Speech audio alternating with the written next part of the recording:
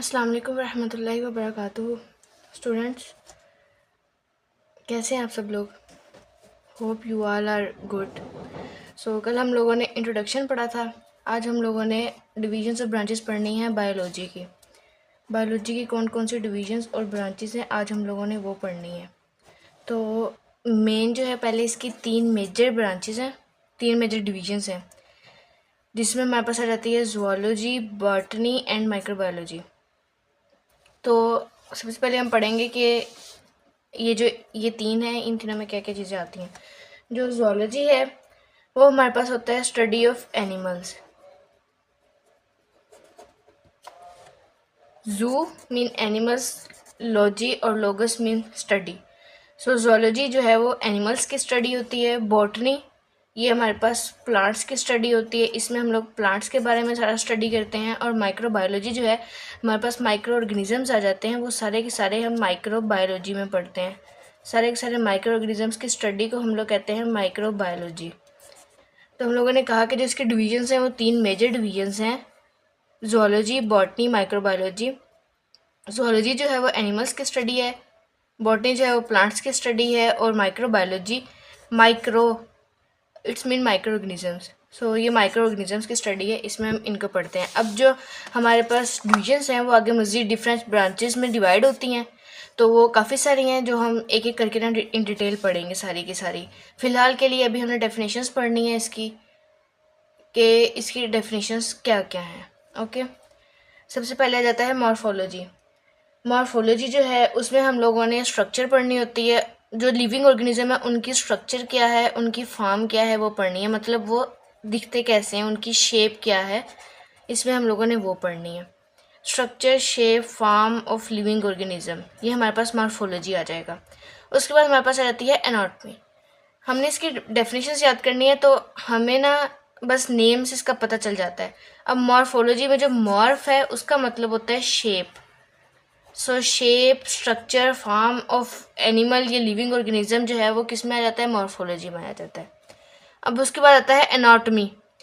Anatomy जो है ये इंटरनल स्ट्रक्चर्स की स्टडी होती है, ह्यूमन के, एनिमल्स के इंटरनल स्ट्रक्चर, कि एक लिविंग ऑर्गेनिज्म बना कैसे, वो सारा का सारा एनाटॉमी में आ जाएगा। ठीक हो गया, इंटरनल स्ट्रक्चर्स की उसकी अंदरूनी साख्त कैसी है।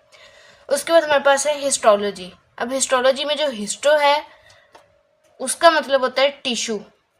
जो बॉडी के टिश्यू होते हैं, जो हमारी बॉडी है वो टिश्यू से मिलकर बनती है, सेल्स मिलकर टिश्यू बनाते हैं, तो उसको हम लोग स्टडी करते हैं किसमें, हिस्टोलॉजी में। It's study of tissues of body. Okay हो गया। अब उसके बाद हमारे पास आ जाते हैं मॉलिक्यूलर बायोलॉजी। इसको हम लोग बायोकेमिस्ट्री भी कहते हैं। मॉलिक्यूल्स ऑफ लाइफ, सारे के सारे ज़िंदगी के जो हमारे मॉलिक्यूल्स हैं सारे मॉलिक्यूलर बायोलॉजी में डिस्कस होते हैं, जिसमें हमारे पास प्रोटीन्स आ जाती हैं, कार्बोहाइड्रेट्स आ जाते हैं, लिपिड्स आ जाते हैं, और सारे के सारे न्यूक्लिक एसिड्स, डीएनए वगैरह। ठीक हो गया, ये हमारे पास मॉलिक्यूलर बायोलॉजी है। उसके बाद हमारे पास है सेल बायोलॉजी। अब हमें पता है कि हमारी बॉडी जो है वो सेल से बनी है, और सेल जो है वो हमारी बॉडी का स्ट्रक्चरल और फंक्शनल यूनिट होता है। अब इस सेल की स्टडी को हम लोग क्या कहेंगे, सेल बायोलॉजी। तो सिंपल इसमें जो है वो हम लोग कहते हैं कि जो स्टडी ऑफ सेल है वो सेल बायोलॉजी है। ठीक हो गया। अब सेल बायोलॉजी में हमारे पास एक हम लोग सेल डिवीजन भी पढ़ते हैं। मेन तो हम लोग सेल के स्ट्रक्चर और फंक्शन पढ़ते हैं, और दूसरा सेल डिवीजन, जिसमें हमारे पास आ जाती है माइटोसिस प्लस मियोसिस। ठीक हो गया। अब उसके बाद हम लोग अपनी अगली ब्रांचेस पे आएंगे कि अगली ब्रांचेस कौन कौन सी हैं। अगली हमारे पास है फिजियोलॉजी। फिजियोलॉजी क्या है, फिजियो का मतलब होता है फंक्शंस, कि हमारी बॉडी जो है वो फंक्शन कैसे करती है, वो हम लोग किसमें पढ़ते हैं, फिजियोलॉजी में। Body functions are studied in physiology. अब वो बॉडी फंक्शंस जो है वो किस चीज़ के होते हैं, बॉडी पार्ट्स के। बॉडी पार्ट्स के फंक्शन जो हैं वो सारे के सारे फिजियोलॉजी में आ जाते हैं। जेनेटिक्स में जो है हम लोगों ने क्या पढ़ना है, इसके नेम से शो हो रहा है हमारे पास कि ये किससे ड्राइव हुआ है, जीन्स से। तो ये सारी की सारी स्टडी क्या होगी, जीन्स की स्टडी होगी। इसमें हम लोग इनहेरिटेंस को स्टडी करते हैं कि विरासत कैसे फैलती है, ठीक है, जो कैरेक्टरिस्टिक्स हैं वो एक ऑर्गेनिज्म से दूसरे ऑर्गेनिज्म में कैसे जाती हैं, इनहेरिटेंस, ये सारी की सारी स्टडी जो है वो जेनेटिक्स में आ जाएगी। उसके बाद हमारे पास है एम्ब्रियोलॉजी। अब इसके नेम से शो हो रहा है हमारे पास कि ये है स्टडी ऑफ एम्ब्रियो। अब एम्ब्रियो क्या है? एम्ब्रियो जो है इसकी डेवलपमेंट होती है टू अ न्यू इंडिविजुअल। ये सारी की सारी स्टडी जो है ये किस में आती है? ये एम्ब्रियोलॉजी में आती है। उसके बाद हमारे पास है टेक्सोनोमी। अब टेक्सोनोमी जो है वो स्टडी है क्लासिफिकेशन की। क्लासिफिकेशन क्या है कि जो ऑर्गेनिजम्स हैं, जो एनिमल्स हैं, जो प्लांट्स हैं, वो सारे के सारे कैसे क्लासिफाई किए गए हैं, सारे के सारे कैसे ग्रुप्स में बनाए गए हैं, उनकी क्लासेस बनाई गई हैं, उनके सब ग्रुप्स बनाए गए हैं, वो सारी की सारी स्टडी जो है वो हमारे पास टेक्सोनोमी में आती है। उसके बाद हमारे पास है पैलेंटोलॉजी। पैलेंटोलॉजी जो है ये हमारे पास होती है फॉसिल्स की स्टडी। फॉसिल्स हमारे पास रिमेन्स होते हैं, जो जानदार मर जाते हैं ना, वो हमारे पास रॉक्स में इसके रिमेन्स वगैरह पड़े होते हैं। जैसे हमारे पास डायनासोर्स हैं, उनके अब डायनासोर्स जो हैं वो एक्सपायर हो गए हैं, जो ख़त्म हो जाते हैं, जो एक्सटिंक्ट हो जाते हैं, जो हमारे पास नहीं, कोई भी एक जानवर नहीं बचता है, काफ़ी अर्सा हो गया होता है, उनके जो रिमेन्स होते हैं उसको हम लोग फॉसिल्स कहते हैं, और स्टडी को हम लोग कहते हैं पैलेंटोलॉजी। इसमें एग्जांपल आती है डायनासोर्स की। उसके बाद हमारे पास है इन्वायरमेंटल बायोलॉजी। अब इन्वायरमेंटल बायोलॉजी में हम लोगों ने इंटरेक्शन पढ़नी है। इंटरेक्शन, किस चीज़ की इंटरेक्शन पढ़नी है? इन्वायरमेंट की विद इन्वायरमेंट की और ऑर्गेनिजम्स की। ये आपस में इंटरेक्ट कैसे करते हैं, एक दूसरे पर डिपेंड कैसे करते हैं, वो सारी इंटरेक्शन जो है वो हमारे पास इन्वायरमेंटल बायोलॉजी में आती है।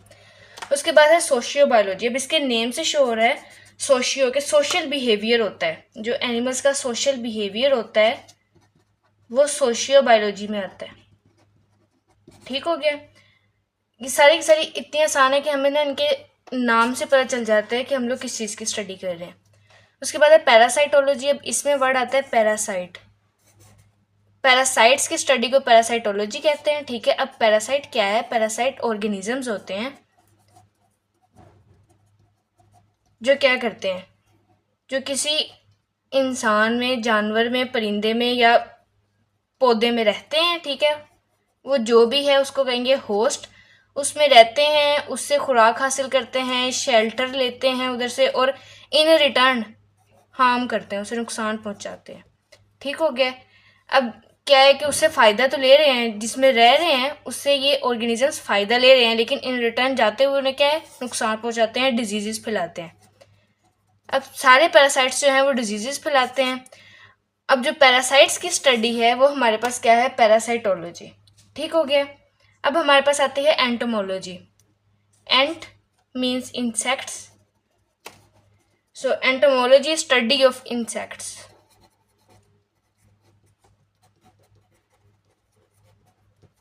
ठीक हो गया?